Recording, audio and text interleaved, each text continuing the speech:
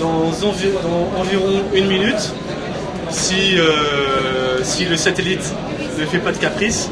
A priori c'est bon. On devrait pouvoir établir une liaison entre le Bourget et l'avion qui survole actuellement donc, la région sud-est. Donc on a une première phase donc, de canage entre l'avion et le satellite. Dans 15 secondes. Dans 15 secondes, la lésion devrait être établie et on devrait avoir sur l'écran donc l'équipage à bord de Misterna.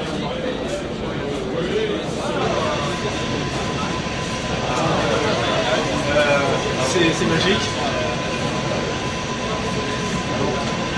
Donc on le voit, mais il ne nous voit pas. On n'est pas dans les deux sens. Bientôt il va m'entendre.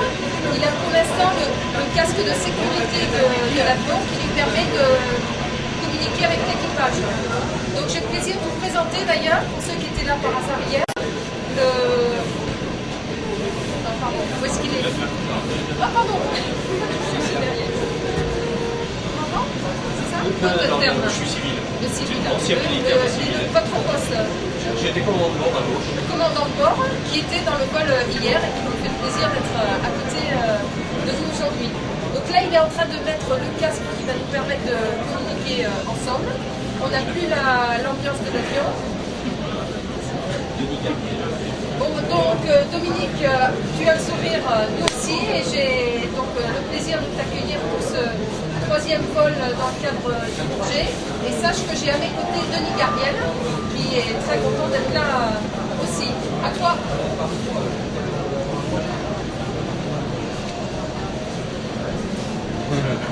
Bonjour Françoise, bonjour Denis, bonjour le Bourget. Je suis très heureux de vous entendre. Nous étions tout à l'heure au rendez-vous, mais visiblement nous nous sommes trouvés seuls sans le satellite. Donc apparemment maintenant tout va bien.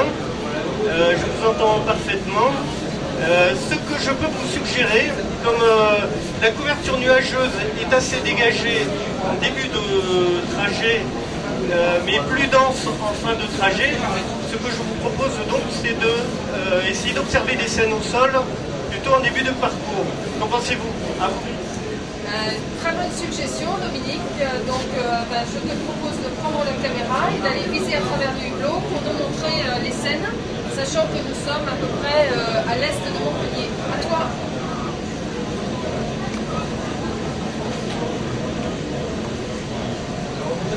Tout à fait, bien reçu.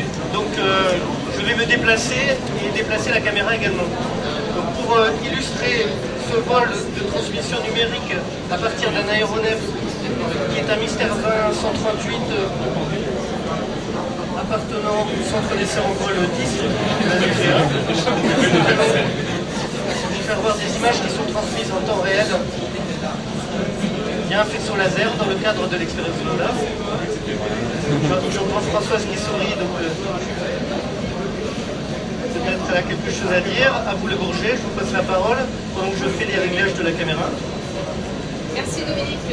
Non, tout le monde a souri ici parce que tu nous as montré un écriteau qui avait marqué Open et on a eu peur que tu aies une action malheureuse. Donc merci de nous montrer tous ces paysages. Peut-être que les habitués au-dessus de Montpellier pourront nous dire la ville qui est survolée. Voilà, je vous propose de zoomer, comme ça on va pouvoir apprécier la qualité de ces images. Donc je le reprécise pour ceux qui sont arrivés dernièrement. Nous communiquons ici en direct via un faisceau laser qui est établi entre l'avion au bord de laquelle l'opérateur est embarqué et un satellite géostationnaire. Ce rayon laser fait cette taille-là. Il permet de communiquer 50 mégabits de données qui arrivent en parfaite qualité puisque l'avion vole à 10 km d'altitude. Vous pouvez constater d'ailleurs sur ce synoptique des variations du signal qui est très perturbé parce que nous avons aujourd'hui 70 nœuds de vent, ce qui revient à 120-130 km/h. Donc beaucoup de perturbations, et malgré ces perturbations, en fait, le signal optique est parfait. À toi.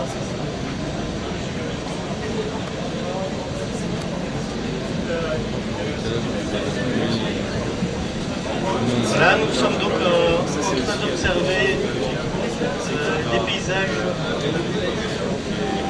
de la région.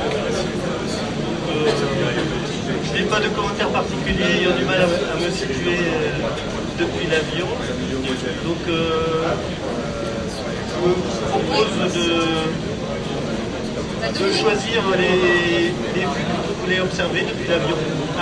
Ah, on arrive, excuse-moi, on arrive sur le Rhône, donc la vue peut être intéressante. Je suis sur les méandres du Rhône, je vais essayer de vous économiser, voilà.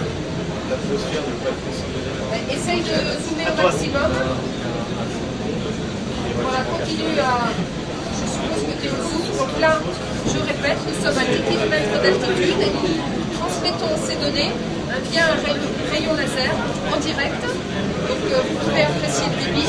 L'intérêt de ce rayon laser, en fait, c'est qu'il est extrêmement discret, il est indétectable par rapport à la radiofréquence. Et donc nous voyons ici la cheminée d'Araman. Une usine au bord de l'eau. Je propose maintenant que tu ailles nous présenter l'équipage d'aujourd'hui et du juin. À toi. Il est très peu probable.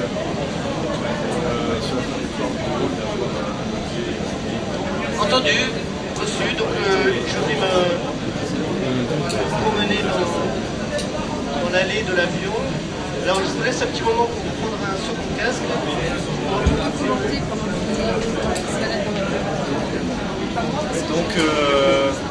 Donc ce type de technologie ouvre la voie aux liaisons de données très haut débit, donc 100 mégabits par seconde. À titre d'exemple, vous avez à la maison des connexions internet qui dépassent guère les 1 mégabit par seconde. Donc c'est-à-dire 100 fois, des débits 100 fois supérieurs au débit internet.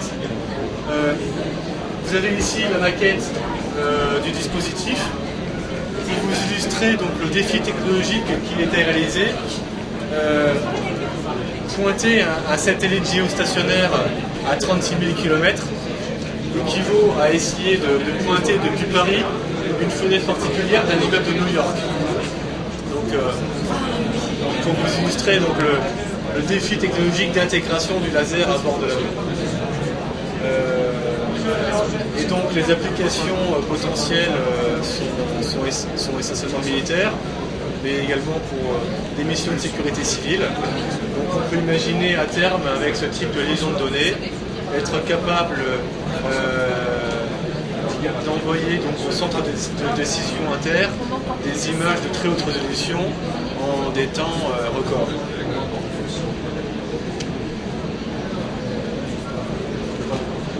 Là, on va établir une communication avec l'équipage.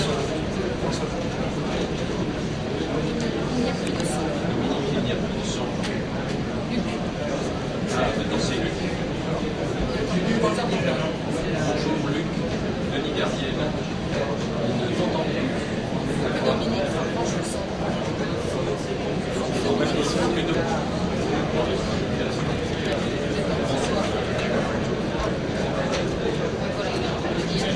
Donc on a juste un petit souci pour éviter on est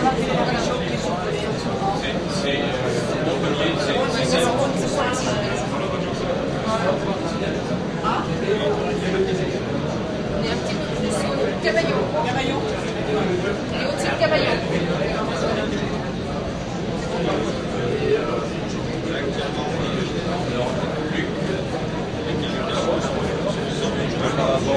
Un câble qui a dû se débrancher dans les mouvements. Est-ce que tu peux faire un signe si on a encore l'image.